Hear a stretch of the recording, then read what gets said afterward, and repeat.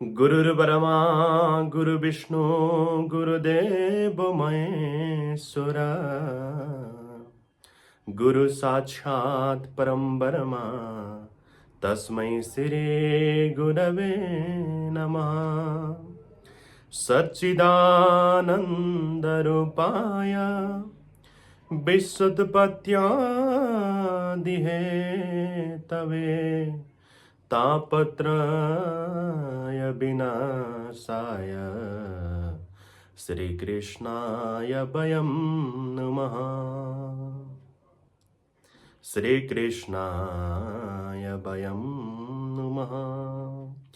जय भोलेनाथ, जय शम्भु, जय श्री राधे। सबैजना स्वस्थ हुनुहुन्छ होला, व्यस्त हुनुहुन्छ होला, आनन्दित हुनुहुन्छ होला र भगवानको असीम कृपाले हजुरहरू स्वस्थ व्यस्त र आनन्दित रहनुहोला। यही नै शुभकामना म हजुरको स्वागत अथवा हजुरको सामुक्षे म राख्न चाहन्छु। आज म उपस्थित भएको छु 2080 साल पौष महिनाको 7 गते शनिबार डिसेम्बर 23 तारिक 2023 मोक्षदा एकादशी व्रत परेको छ र गीता जयन्ती पनि परेको छ। व्रत विधि, मोक्षदा एकादशी व्रत कथा र गीताको बारेमा म केही कुराहरू हजुरका लागि भन्ने छु र हजुरलाई विशेष तरिकाले त म हजुरलाई आजको दिनमा चाहिँ व्रत कथा सुनाउनका लागि उपस्थित भएको छु। हजुरलाई म यहाँनिर बसेर हजुरले व्रत कथालाई श्रवण गर्न सक्नुहुन्छ। यदि हजुरले व्रत कथालाई श्रवण मात्रै गर्नुहुन्छ भने व्रत नबसे पनि हजुरलाई फल मिल्नेछ र देश विदेशमा यदि हजुरहरू व्रत बस्न पाउनुहुन्न, टाढा हुनुहुन्छ, कुनै बाध्यतामा हुनुहुन्छ भने यो मैले वाचन गरेको कथा यदि हजुरले श्रवण गर्नुहुन्छ, यो कथालाई धेरैभन्दा धेरै सेयर गर्नुहुन्छ व्हाट्सएप र भाइबर अन्य माध्यमहरूमा भने हजुरलाई त्यसको पुण्य भने अवश्य पनि मिल्नेछ। आफूले सुन्नु मात्रै धर्म होइन, अरूलाई सुनाउनु पनि धर्म हो। युट्युब च्यानललाई सब्स्क्राइब गर्नुहोला, अगाडि बढ्दै जानुहोला।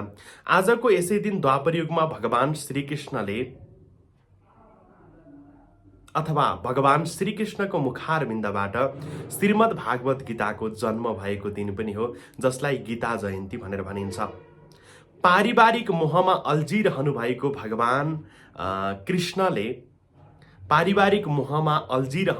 भगवान श्रीकृष्णले अर्जुनको त्यो मोहलाई के गर्नुभएको थियो?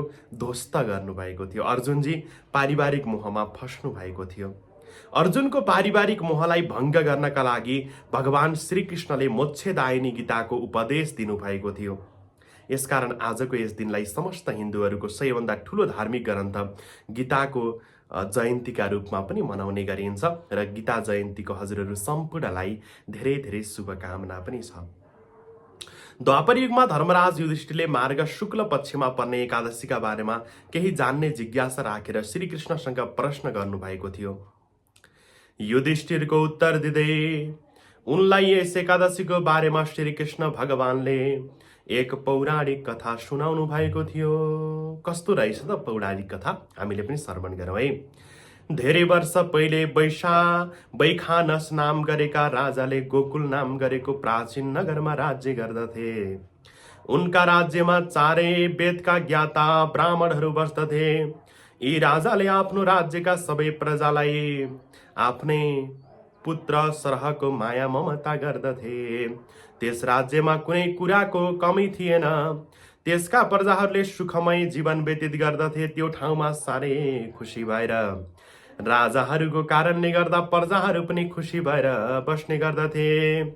एक पटक वैखानस राजाले आफ्नो शयन कक्षमा निदाइरहेको अवस्थामा एक विचित्रको सपना देख्छन्। त्यो सपना कस्तो भने उनका पिताले नरकमा ठुलो यातना भोगिरहेका। यस्तो सपना देखेपछि राजाको निद्रा भङ्ग भएछ। उनी आकुल व्याकुल भएपछि निद्राबाट बिउजेपछि उनलाई झन्झन चिन्ता बढ्दै गयो। अब नराम्रो सपना देखिसकेपछि चिन्ता सबैलाई बढ्छ र बढ्दै नै एकदमै जान लाग्यो। राजालाई त्यो रात वर्षभरि बराबरको भएछ, निद्रा लागेन। जब उज्यालो भयो राज्यको सबै ब्राह्मणहरूलाई राजदरबारमा आमन्त्रण गरे, बोलाए। ब्राह्मणहरू राजदरबारबाट उपस्थित भइसकेपछि ती राजाले आफूले देखेको सपनाको बारेमा बताउँदै भन्न लाग्दछन्, हे ब्राह्मणहरू, गए राति सपनामा मैले मेरो पिताले नरकको यातना भोगिरहेको देख्दा भएँ। पिताले मलाई भन्नुभयो, हे पुत्र, मैले नरकको घोर यातना भोगिरहेको छु, मलाई यो कष्टबाट मुक्त गरिदिनु पर्यो। आफ्नो पिताले सपनामा भन्नुभयो पुत्रलाई, हे पुत्र, मैले नरकको यातना भोगिरहेको छु धेरै नै भनेर चाहिँ पुत्रलाई भन्दा पुत्र चाहिँ रातभरि सुत्न सकेनन् त्यो सपना देखेर। जब मैले पिताको यस्तो बोली सुने त्यस क्षणदेखि मेरो मन शान्त छैन। मलाई मेरो राज्यको यो सुख ऐश्वर्य हात्ती घोडा मन धन दौलत स्त्री पुत्र आदि कसैको पनि लालसा छैन। म यो व्यथा लिएर कहाँ र कोसँग जाउँ? यही दुखीका कारण मेरो शरीर बेचैन भइरहेको छ।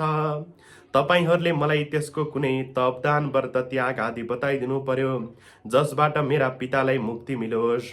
यदि मेरो पितालाई नरकको यस यातनाबाट मुक्त गराउन कुनै पनि प्रयास नगर्ने हो भने मेरो जीवन बेकार हुनेछ। त्यसका पिताले नरकको यातना भोगिरहेका छन्। यस्तो पुत्र मलाई यस धरतीको सुख भोग गर्ने कुनै अधिकार छैन। जसको पिताले चाहिँ नरकको यातना भोगिरहेको हुन्छ त्यस्तो पुत्रले चाहिँ सुख समृद्धि पाएर के गर्नु भनेर चाहिँ राजाले भन्नुभएको छ। मैले यस लोकमा आफू बाँच्ने अधिकारी पनि ठान्दिनँ। यदि मेरो पिताले त्यस्तै नरकको यातना भोग्ने हो भने म यो संसारमा बाँचेको पनि सार्थक मान्दिनँ भनेर धुरुधुरु रुँदै रुँदै डाँको छोड्दै मनलाई आज कठोर बनाउन सकेनन्। एकदमै धेरै कोमलो बनाउँदै गए। राजाको यस्तो आन्तरिक दुःख र पीडा सुनेर ब्राह्मणहरू एक आपसमा विचार विमर्श गर्न लाग्नुभयो। आफूहरूसँग समस्या समाधानको कुनै बाटो नभएपछि सबैले एकमत भएर राजाले भन्न लाग्दछन्, हे महाराज, हामीहरू कसैबाट तपाईँको त्यो व्यथा निवारण गर्न सक्ने उपाय केही पनि हुन सकेन। यहाँदेखि केही पर पर्वत नाम गरेको भूत वर्तमान र भविष्य तिनै लोकका ज्ञाता एकजना मुनि आफ्नो आश्रममा रहनुहुन्छ। उनी भएको ठाउँ यहाँबाट धेरै टाढा छैन। तपाईँले यो समस्या उनी समस्या लिएर जानु भएमा उनीबाट असौम्य अवश्य पनि सबै कुराहरूको जानकारी हजुरले पाउन सक्नुहुनेछ। आफ्ना राज्यका विद्वान ब्राह्मणहरूको यस्तो सल्लाह उचित ठानेर ती राजा पर्वत मुनिका आश्रममा पुग्दा भए। पर्वत मुनिका त्यस आश्रममा अनेकौं शान्त चित्तका योगीहरू मुनिहरू तप ध्यान यज्ञ हवन वेदवाचन आदि गरेर त्यहाँको वातावरण गुन्जयमान पारिरहेका थिए। त्यस आश्रममा त्रिकालदर्शी ती पर्वत मुनि मानव दोस्रा ब्रह्माश्रह भएर रहेका रहेछन्। त्यस ठाउँमा पुगेपछि राजाले मुनिलाई दण्डवत साष्टाङ्ग दण्डवत गरेर आफ्नो परिचय दिँदा भए। पर्वत मुनिले पनि राजालाई तिनका राज्यको कुशल मङ्गलको बारेमा सोधपुछ गर्नुहुन्छ। तब राजाले ऋषिलाई भन्न लाग्दछन्, हे मुनि श्रेष्ठ, तपाईँको कृपाले मेरो राज्यमा सबै थोक कुशल रहेको छ, तर मेरो अगाडि अकस्मात यस्तो एउटा समस्या आइलाग्यो जसको कारणले मेरो हृदय अशान्ति भइरहेको छ। अनि राजाले आफ्नो सपनाको सबै कुरा मुनिलाई कहँदै ज्यादै दुःख विनयका साथ फेरि भन्न लाग्दछन्, हे महर्षि, मैले के गर्दा मेरो पितालाई नरकको दुःख कष्ट भोग्नबाट मुक्त गराउन सकुला प्रभु? हजुरले बताइदिनु पर्यो। कृपापूर्वक मलाई यसबारे मार्गदर्शन हजुरले दिबक्स्यो। राजाबाट भएको यी सबै कुरा सुनेर गम्भीरतापूर्वक विचार गरे ती पर्वत मुनिले आफ्ना नेत्र बन्द गरेर राजाका पिताको भूत र भविष्यको अध्ययन अवलोकन गर्न लागेछन्। आफ्नो दिव्य दृष्टि र योग शक्तिद्वारा उनले सबै केही समयपछि पर्वत मुनिले भन्न लागेछन्, हे महाराज, मैले आफ्नो योग बलद्वारा तपाईँका पिताको सबै कुकर्मको ज्ञान प्राप्त गरिसकेँ। उनले आफ्नो पूर्वजन्ममा आफ्ना पत्नीहरू बीच भेदभाद गरेका रहेछन्। जेठी पत्नीको वशमा परि कान्छी पत्नीलाई बारम्बार ऋतुदान माग्दा पनि दिएका रहेनछन्। त्यसै पापको फलका कारण तपाईँका पिता नरकमा जानु परेको छ। ती मुनिका यस्ता कुरा सुनेपछि राजाले बडो याचनामय स्वरमा पुनः बिन्ती गर्न लाग्दछन्, हे मुनीश्वर, कृपा गरी त्यस्तो कुनै उपाय मलाई बताइदिनुहोस् जसद्वारा मेरो पिता आफ्नो पाप कर्मबाट मुक्ति हुन सकुन्। प्रभु, हजुरले बताइदिनै पर्छ। राजाको यस्तो बिन्ती भाव सुनेर ऋषिले भन्न लागेछन्, हे राजन, मार्ग महिनाको शुक्ल पक्षको जुन एकादशी हुन्छ त्यसलाई मोक्षदा एकादशी भनिन्छ। यो एकादशी मोक्ष प्रदान गर्ने एकादशी हो। तपाईले यो एकादशीको विधिपूर्वक व्रत गरेर यस व्रतबाट मिल्ने सबै पुण्य संकल्प गरेर आफ्ना पिताका नाममा अर्पित गर्नुहोस्। यस पुण्यको प्रभावबाट असौम्य अवश्य पनि तपाईँका पिताको मुक्ति हुनेछ। यही व्रत, जुन व्रत आज पर्दैछ है त। राजा वैखानसले पर्वत मुनिबाट प्राप्त सल्लाह अनुसार आफ्नो राजदरबारमा आएर परिवार सहित सम्पूर्ण विधि विधानपूर्वक मोक्षदा एकादशीको व्रत गरेर त्यसबाट पाउने सबै पुण्य आफ्ना पिताका नाममा सङ्कल्प गरी अर्पण गर्दा भए। जब त्यस व्रतको पारण कार्य सम्पन्न भयो त्यसको तत्कालै ती राजाले आकाशमा प्रत्यक्ष देखिएर उनका पिता नरकबाट वैकुण्ठतर्फ जाँदै गरेको पनि देख्दा भए। पिता भन्दछन्, हे पुत्र, मैले केही समय स्वर्गको सुख भोगेर मोक्ष प्राप्त गर्नेछु। यो सबै तिमीले गरेको व्रतको पुण्यको फल हो। तिमीले मलाई नरकको जीवनबाट मुक्त गराएर साँचो अर्थमा पुत्र धर्म निभायो, त्यसैले तिम्रो सदैव कल्याण होस्। यसरी राजा वैखानसले मोक्षदा एकादशीको व्रत गरेर आफ्ना पिताका पापहरू क्षय गरे। उनलाई मोक्ष प्राप्त गरेको कारणले गर्दाखेरिमा यस एकादशीको नाम मोक्षदा एकादशी व्रत रहन गयो भनेर चाहिँ यसरी कथा उल्लेख गरिएको छ। हामीले यो कथाबाट के बुझ्न सक्छौँ भन्दा आफ्नो पिताजी नरक जानु भएको थियो, दुःख पाउनु भएको थियो अथवा पितृले दुःख पाउनु भएको थियो।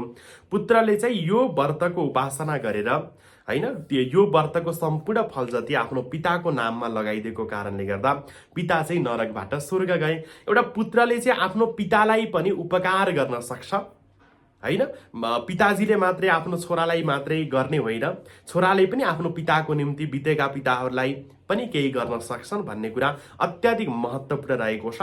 र म हजुरलाई चाहिँ यहाँनिर व्रत सकिसके, व्रत कथा सकिसक्यो। अब व्रत विधिहरू म हजुरका लागि बताउनेछु। दशमीको दिन सात्विक भोजन गर्ने, सूर्यास्तपछि भोजन नगर्ने, राति भुइँमा सुत्ने।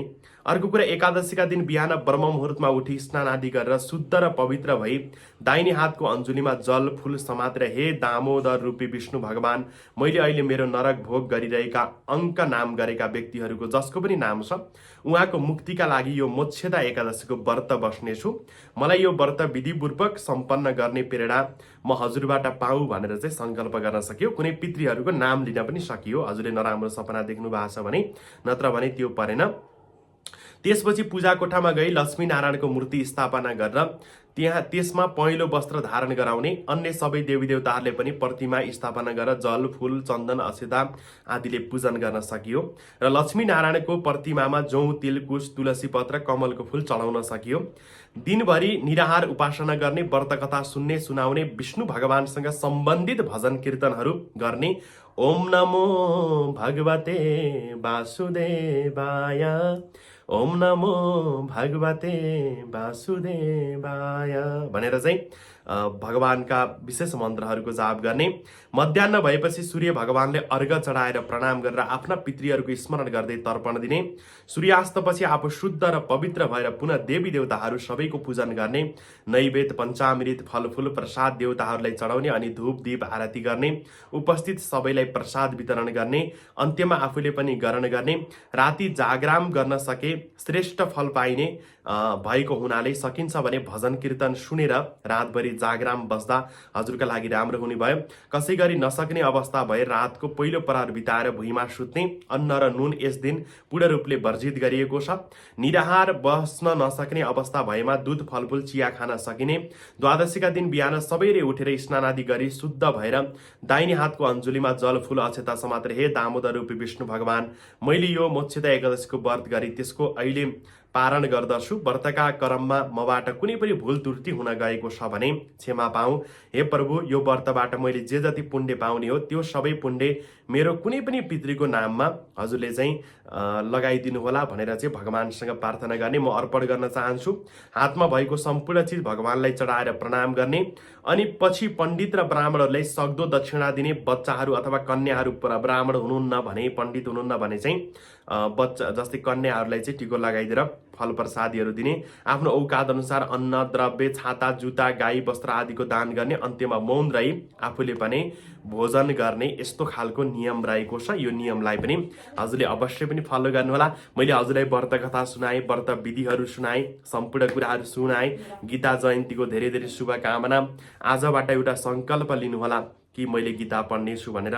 दैनिक रूपमा गीताको एउटा अक्षर हजुरले पढ्नुभयो भने पनि गीता भनेको ज्ञान हो, जो ज्ञान यो संसारमा गीतामा जुन ज्ञान मिल्छ नि त्यो कहीँ पनि मिल्न सक्दैन। त्यही भएर चाहिँ हारेर कसरी उठ्नुपर्छ, हारेर कसरी जित्नुपर्छ भन्ने कुरा गीतामा सिक्न सकिनेछ।